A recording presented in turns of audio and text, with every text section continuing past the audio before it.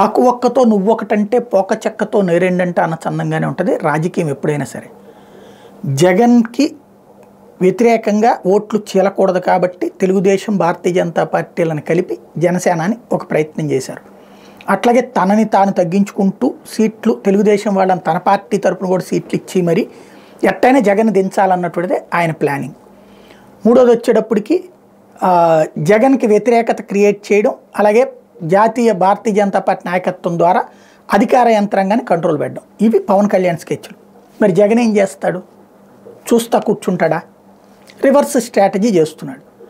జనసేనలో 21 సీట్లే తీసుకుంటాం, అందులో మళ్ళీ 11 బయట వాళ్ళకే ఇవ్వటం, అది వైసీపీ నుంచి వెళ్ళిన వాళ్ళ తెలుగుదేశం నుంచి వెళ్ళిన వాళ్ళకి ఇవ్వటం.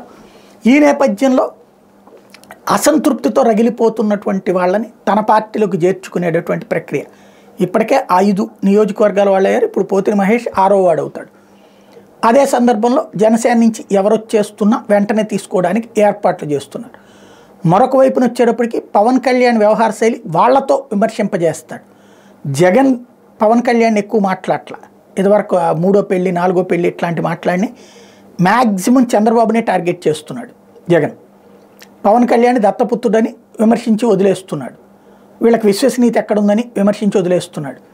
మిగతాదంతా పవన్ కళ్యాణ్ ఎలాగ తమని వాడుకున్నారు, తమని వదిలేశారు అన్నటువంటిది ఆయా నాయకులే చెప్తారు.